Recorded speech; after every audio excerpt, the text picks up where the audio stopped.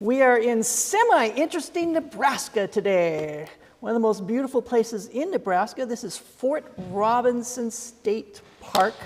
Very beautiful. The topic here today is called Recalibrating Natural Healthcare for the End Times. So the question could reasonably, of course, be asked, why must this be calibrated? 3 reasons. Number 1, it needs to be recalibrated because diseases are now coming with such power and intensity that mankind can no longer afford to neglect the incredible healing power that God has embedded into nature. It's time to bring out the big guns, the very things that we have that has been ignored for so long. Number 2 reason for recalibrating is it needs to be recalibrated so that its practices and functionally sustainable, let me say that one more time. It needs to be recalibrated so that its practices are functionally sustainable. By the way, the concern for end-time Christian medical missionaries is not how long we can continue to use man-made medical therapy devices. It's about how quickly we can learn how to treat the sick effectively without any of them. It needs to be recalibrated because it is now impossible for traditional status quo natural health care to keep up with the escalating, relentless bombardment of satanic global poisoning without a significant paradigm shift. So, what would a recalibrated end-time natural health care look like? Number 1, it would look sustainable. God's end-time healthcare system must be available to everyone without price. That's why God mercifully embedded it into nature. It must be simple and easy that anyone can use it. That's why our loving God made it automatic. Its healing principles must not be grievous. This is a quote from Ellen White. God's remedies are the simple agencies of nature that will not tax or debilitate the system through their powerful properties. Pure air and water, cleanliness, a proper diet, purity of life, and a firm trust in God are remedies for the want of which thousands are dying. Now, let me back up here. See that first sentence there? God's remedies are simple agencies of nature. That's what's been neglected. We human beings, we tend to want to do our therapies, our man-made treatments and therapies. There's nothing wrong with that, but if they are placed above the simple agencies of nature, sunlight, exercise, water, temperance, air, rest, trust in God, then we're out of balance. And that's all we're going to have in these end times. So it's coming. It's inevitable. Next quote, pure air, sunlight, abstemiousness, rest, exercise, proper diet, the use of water, trust in divine power. That should not have been last. That should have been first. These are the true remedies. None of these things are grievous. There are many more that could be mentioned. Second reason, a recalibrated end-time healthcare would not be dependent on drug-based hospitals for anything. That's a massive paradigm shift. We'll get into that. Now, there's 2 reasons for not depending on the hospitals for anything. Number 1, the world's drug-based hospitals and medical philosophies are not in harmony with God's natural law. We know that. Reason number 2 is a little bit more serious. In the last great conflict of controversy with Satan, those who are loyal to God will see every earthly support cut off because they refuse to break his law in obedience to earthly powers. They will be forbidden to buy and sell. And we're hearing from the signs of the times that let me back that up, that is sooner than later. End-time natural law healthcare must be fully self-contained, all-encompassing. In order to be fully self-contained, it must make up for lack of access to doctors and hospitals, which includes emergency services, surgeries, deliveries, pain meds, equipment, insulin, everything, as the world turns into chaos. If we lose access to hospitals and services, we make up for it by a determined partnership with God. Fortunately, God offers us that partnership. He says, if thou wilt diligently hearken to the voice of the Lord thy God, and wilt do that which is right in his sight, not ours, and wilt give ear to his commandments and keep all his statutes, including the health statutes, I will put none of these diseases upon thee, which I have brought upon the Egyptians, for I am the Lord that healeth thee. In other words, you keep my promises, I will keep you healthy. This seems to be the key to surviving genocidal poisoning of mankind. That promise. This broad Bible promise does not say, well, I will keep you healthy unless Satan starts poisoning the earth and your bodies, then there's nothing I can do about it. That promise is forever. We humans tend to emphasize a specific natural remedy for a specific disease. God emphasizes keeping his statutes. So let's go to our very first real-life example of an end-time health partnership with God. This is taken from the book Over and Over Again, 1998, page 68. It's a short little story. The story is entitled God's Medical Plan by John A. Symes, Sr. With mixed emotions, this is an Adventist book, by the way. With mixed emotions, we, a family of 6, came home to the United States on permanent return from mission service. We had enjoyed 6 exciting years as missionaries in Libya, Cyprus, and Tanzania. As we settled happily into our new environment in Collegedale, Tennessee, I started my dental practice. We had to choose some type of medical insurance program for the family. In checking with several insurance companies, we found that our average monthly premium would be about $400, and that was a long time ago. After much prayer together with studying God's Word and the Spirit of prophecy, we chose to do something a little different. Now it gets interesting. We made a covenant with the Lord. We decided to put $400 a month into a special savings account that would be used only when one of us needed medical treatment. Oh, it's just getting interesting. It took some faith to do this.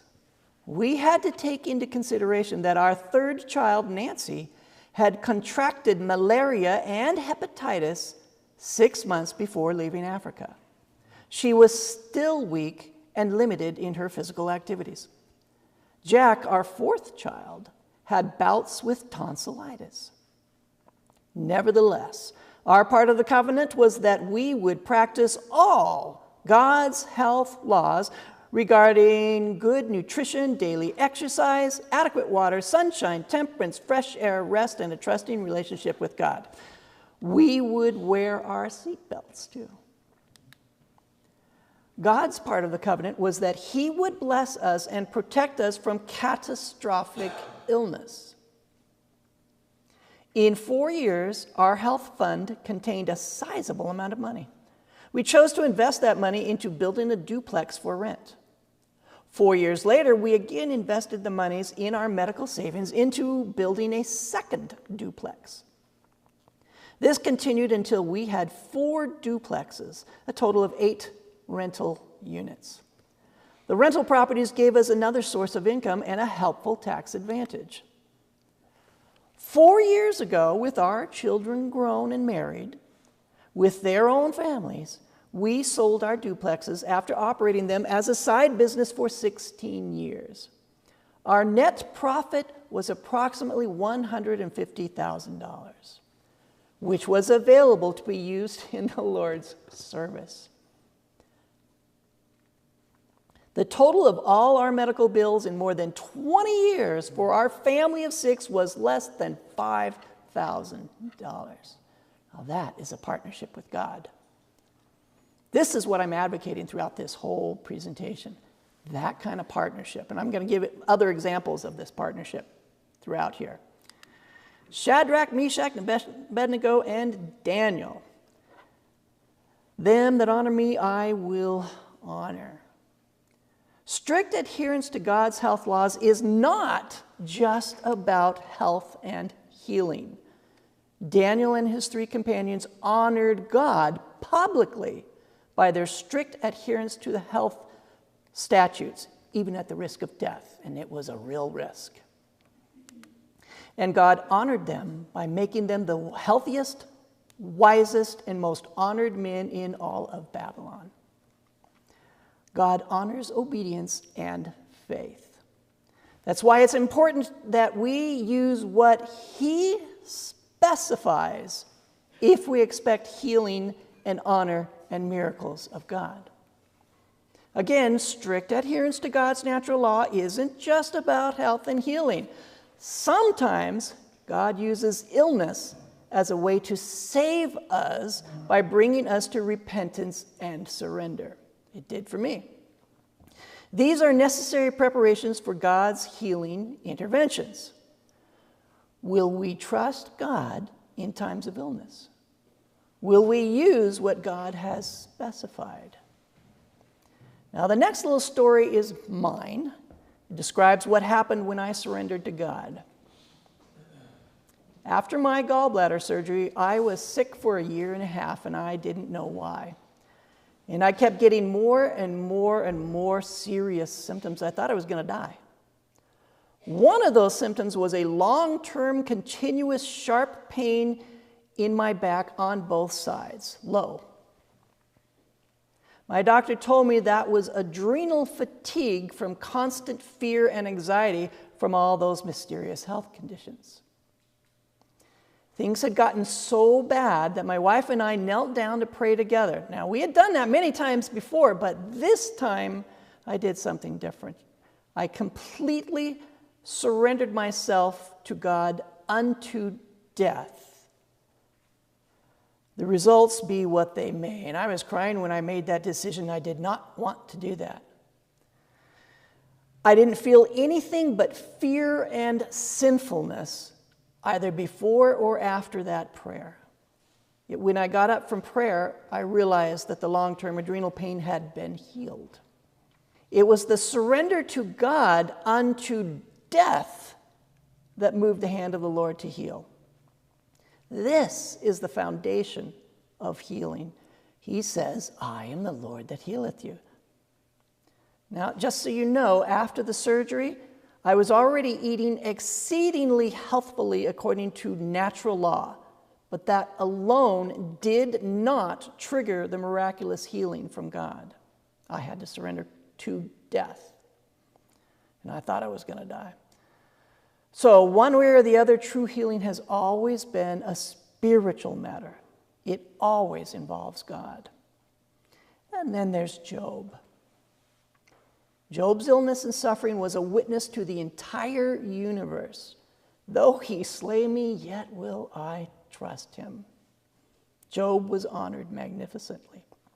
Now, if Job can get to that point, we can.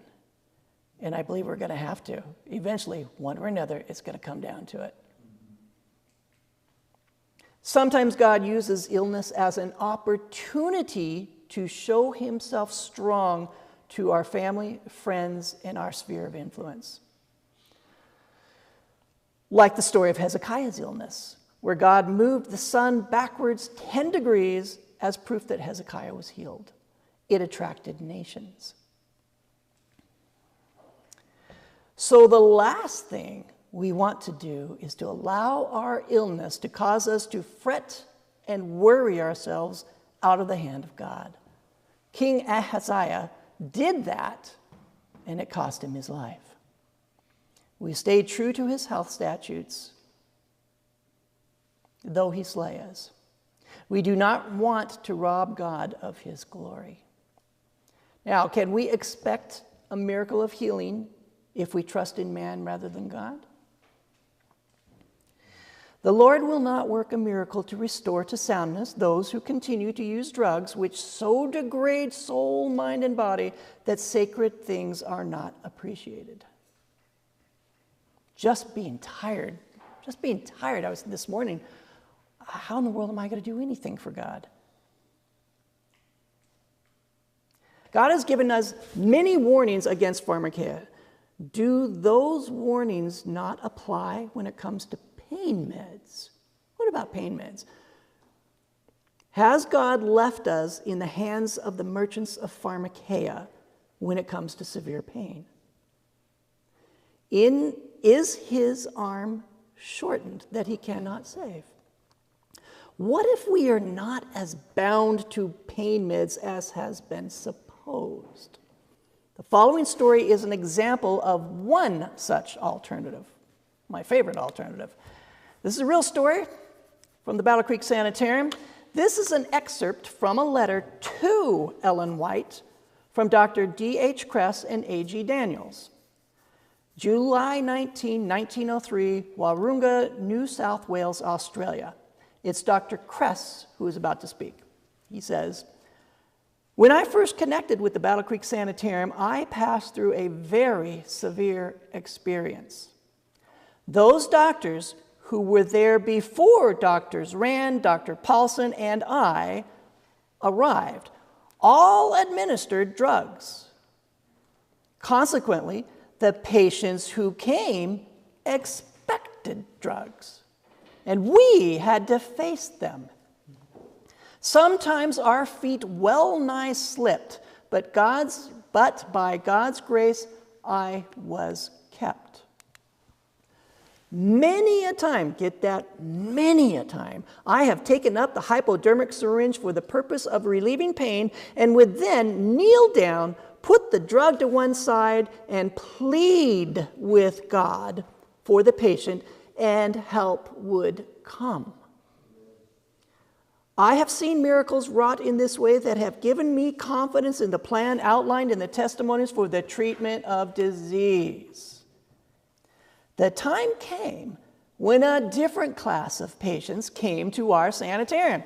Those who were healed without drugs went home and told their friends and acquaintances, and they came and would have been disappointed should drugs have been administered.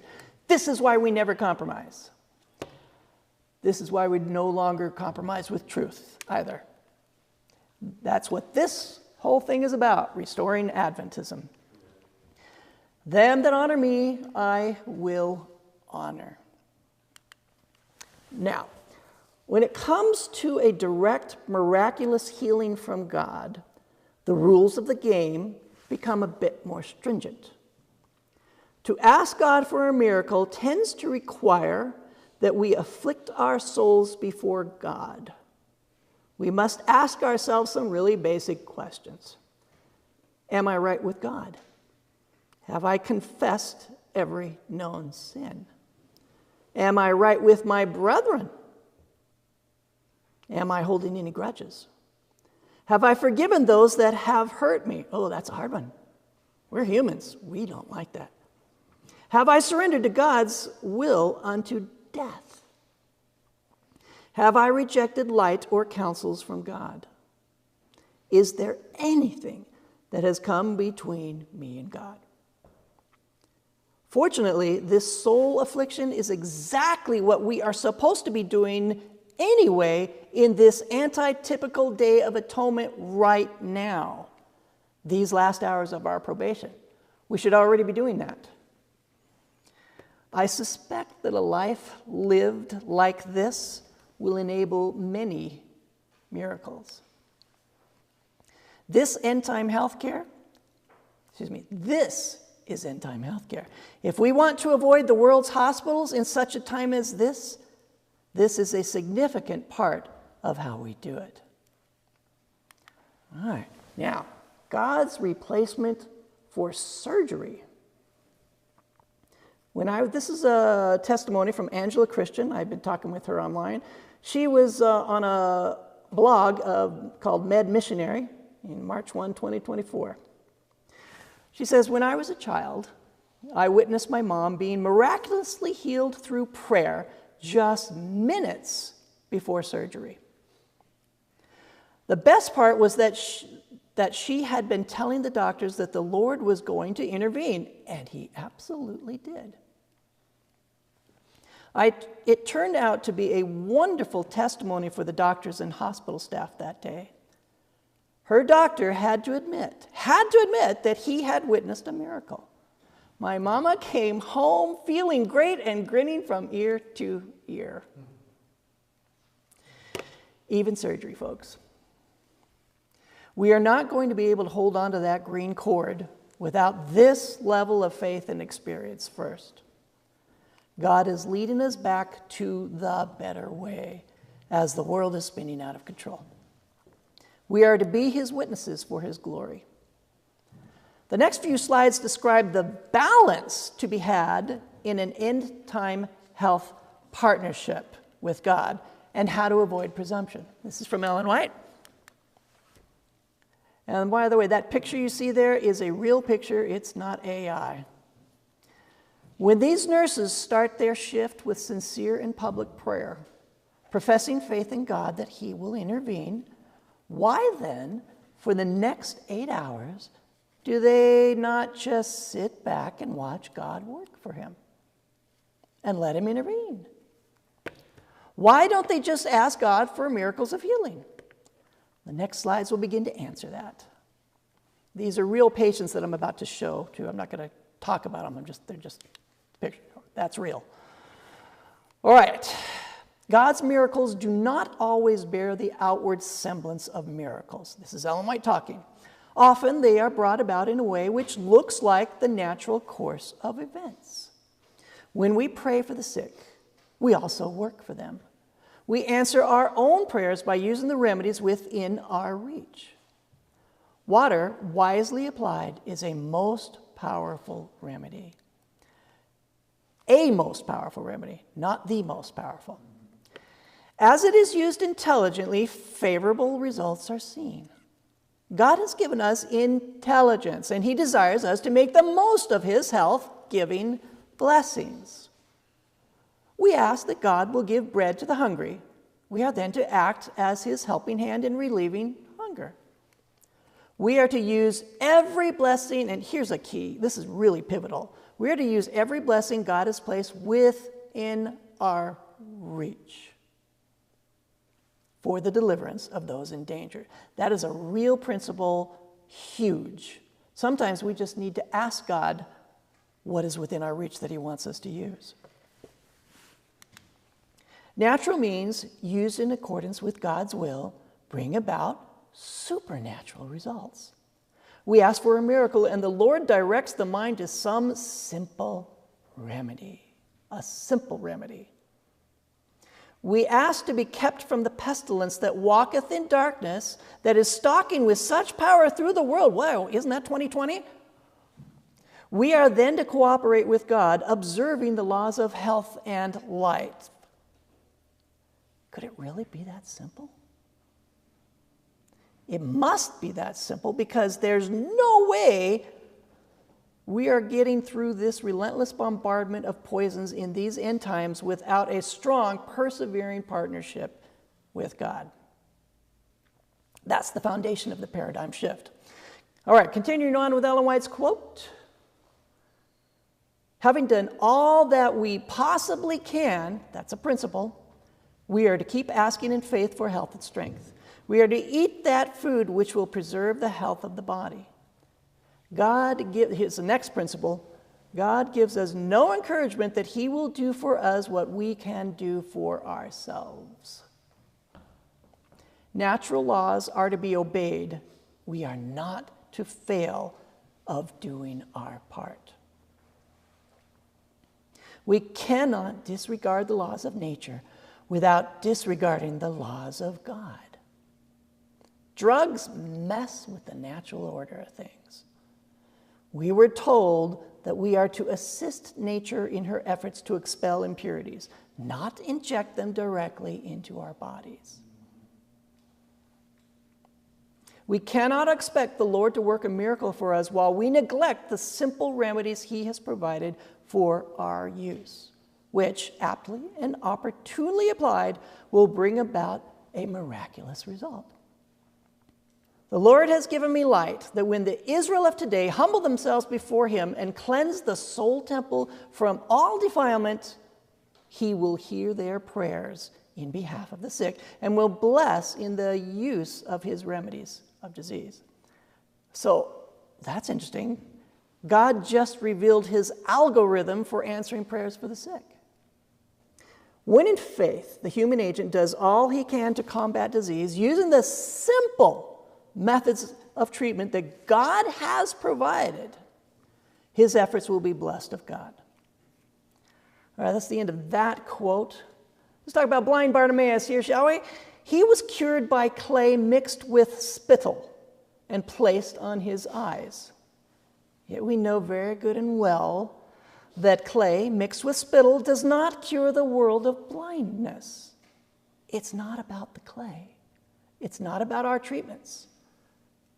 God does not require nature's agencies to heal us, but we use them because he has told us to. Using them is an act of obedience and public evidence of our faith, our works, which opens the way for God to provide supernatural results. Whatever natural remedies he has placed within your reach, he will bless if you present it to him in faith. But we have to ask what is within our reach. God's healing provisions are not limited to the basic 8. His provisions for us are not limited to what we think we already know. The following is a simple, real-world example from my own experience of God blessing a weak natural remedy because it was used in faith for his glory. When I was working as a respiratory therapist at a long-term acute care facility near Berrien Springs, I walked into a patient's room to give her meds. A nurse was holding the patient's bloody nose with packing. This had been going on for quite some time. The patient was on blood thinners, which made matters much, much worse, as you can imagine. So I found the doctor, an Adventist, and asked if we could try a natural remedy on the patient. She immediately physically recoiled and muttered under her breath with disdain, "Natural remedies." So I described what I had in mind and reassured her that this was just basic physiology 101, divert the blood from one place to another. So this is what I did. The doctor had already contacted the ER at the main hospital 20 miles away and was preparing to call an ambulance to move the patient there because the nosebleed would not stop. But the doctor finally reluctantly agreed to let me try before she called the ambulance. So this is what I did. I quietly prayed and placed an ice bag on the back of her neck and her feet in hot water. In less than 2 minutes, the nosebleed stopped. But here's the rub. She could only tolerate tepid water, and tepid water is not going to do anything. It was ineffective. So I simply claimed the promise that God would give his natural remedy supernatural results. And he did. This is why we pray before every application of natural remedies, acknowledging him as our healer and protector, not the remedy itself. This is a very interesting quote from Patriarchs and Prophets, page 554. The most complete system that men have ever devised, apart from the power and wisdom of God, will prove a failure, while the most unpromising methods will succeed when divinely appointed, and entered upon with humility and faith. Are God's divinely appointed methods powerful enough to prevail against the escalating satanic, genocidal, global poisoning of mankind? Yes. The following micro stories are proof that the simple things of nature can indeed prevail against the genocidal poisoning if the methods are divinely appointed and entered upon with humility and faith. There are so many more stories that could be told, but these were at hand. Number one, Parkinson's induced forward neck drop. You see the before and after there? His neck was straightened in 21 days in the sunlight. Here's a tiny little story. On September 2024, a 21-day tour of the national parks, he was fully clothed, in a wheelchair, no exercise. His son did much of the driving at night so that Larry, that's the guy, from early morning till after sunset could be in the fresh air, sunlight, and the healing beauty of nature. Yes, the beauty of nature is actually physically healing, says Ellen White. All this guy had to do was show up. This is being presented here because Parkinson's is a disease of toxicity, accumulated poisons. Another one on Parkinson's, different person. I worked with Dr. Jeffrey Gates at the Battle Creek Lifestyle Health Center when it existed. He had a seminar, a health lecture in Battle Creek there about 24 years ago. He told of his uncle who had Parkinson's disease, advanced. Dr. Gates placed him on a simple water fast for 2 weeks, by which time most of his symptoms were gone. Gates then paused the fast to rebuild his uncle's strength. They resumed a bit later for a short time in which his uncle fully recovered.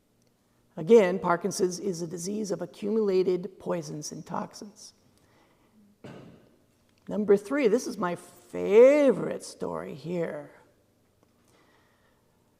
The following story is from the book by Paul Bragg, naturopathic doctor, PhD, called The Miracle of Fasting. You recognize this guy, Bragg? Bragg's Liquid Aminos? This is the guy, this is the family. This is the 50th edition, page 76 and 77. It is by far my favorite fasting story. Here he is. Remember that as long as there is any toxic waste in your circulation, you may feel some discomfort during your fast. But as soon as the vital force flushes these poisons out through your kidneys, you will start to feel better. Wait a minute, I just recognized something I hadn't seen before.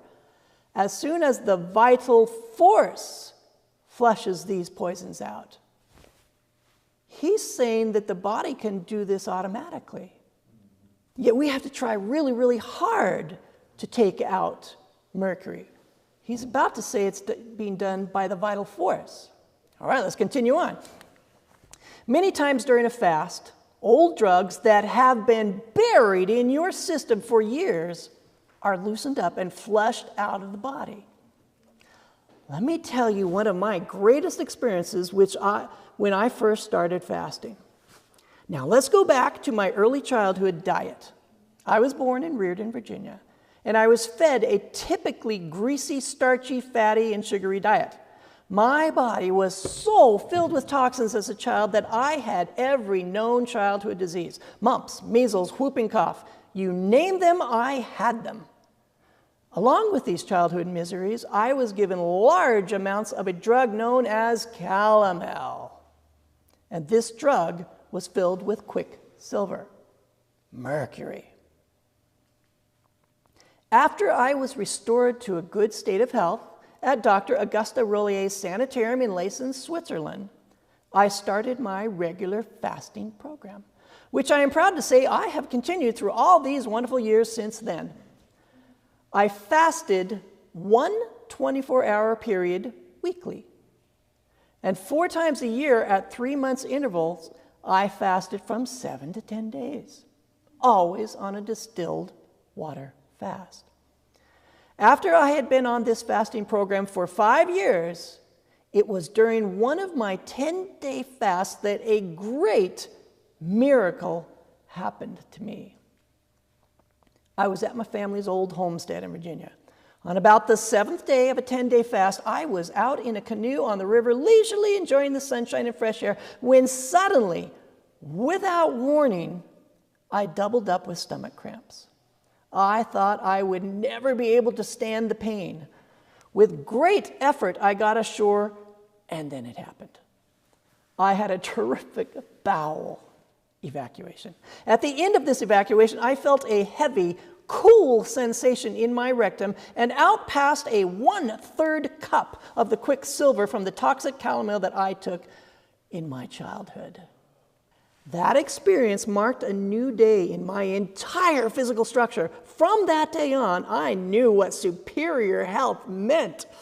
My vital force was increased so greatly with my program of eating natural living foods, fasting, sunshine, and exercise that all my body cells rejoiced with my new energy power. When fasting, I eliminated the drugs that were given to me in my youth. Now that is a story with teeth. Now here's the application to us. What if, I love what ifs, what if God has already specified the counteragents to the weapons formed against us in this global genocidal poisoning of mankind? He knew it was coming.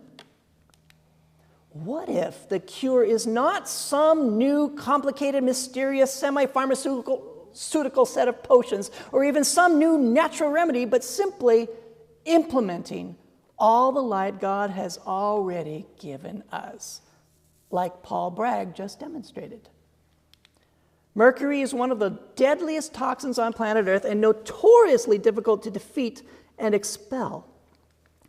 Yet Mr. Bragg just conclusively proved that God has given the body the ability to naturally eject even mercury, automatically, simply by fasting and a life lived in harmony with the Bible and Eden health principles. This is where we're going with an end-time healthcare. So it's not really about what we can do. It's about what God can do when we partner with him. Number fourth story, there's 5 stories, and then we're done. This is from Kimberly Dinsley at Charcoal House here in Nebraska. All those issues that you're looking at here were resolved by daily charcoal slurries for 13 weeks. Most of these well before 13 weeks. Mercury poisoning. Serious memory loss, brain fog. She was accused of having Parkinson's disease. Chronic candida infection, yeast infection, antibiotic side effects, low energy, parasites, and even liver spots started going away, fading. Now this story is detailed, the protocol is simple, the results were spectacular. 5th story, snake venom. Now this is relevant to us. And when Paul had gathered a bundle of sticks and laid them on the fire, there came a viper out of the heat and fastened on his hand. And when the barbarians saw the venomous beast hang on his hand, they said among themselves, "No doubt this man is a murderer, whom, though he hath escaped the sea, yet vengeance suffereth not to live." And he shook off the beast into the fire and felt no harm. Howbeit they looked when he should have swollen or fallen down dead suddenly. But after they had looked a great while and saw no harm come to him, they changed their minds and said that he was a god. Again, God sometimes allows such health crises that he may show himself strong to the world. Behold, I give unto you power to tread on serpents and scorpions, and over all the power of the enemy, and nothing shall by any means hurt you. They shall take up serpents, and if they drink any deadly thing, it shall not hurt them. They shall lay hands on the sick, and they shall recover. These promises are essential in such a time as this. This Bible promise in Luke 10:19 sounds like Jesus had our generation in mind when he made it. God is showing us that through him, it is possible to sever our dependency on the world as we become 100% dependent on him as the world falls apart. It's inevitable one way or another. So once again, I ask the question, what would a properly calibrated end-time natural health care look like?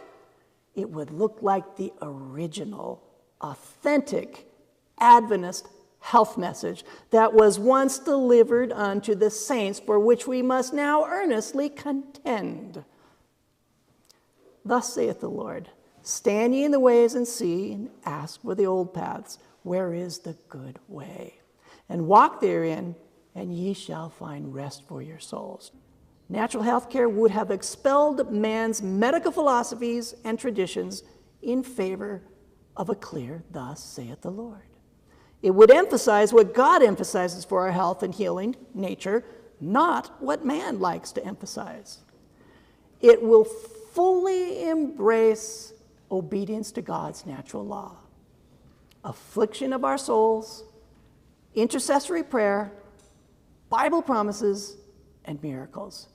These are indispensable for end-time gospel medical missionary work. So, final question here. Where can you find this restored natural health care? Just take a ride on the old paths. You will find it securely fastened to the restored, authentic, original gospel that was also once delivered unto the saints.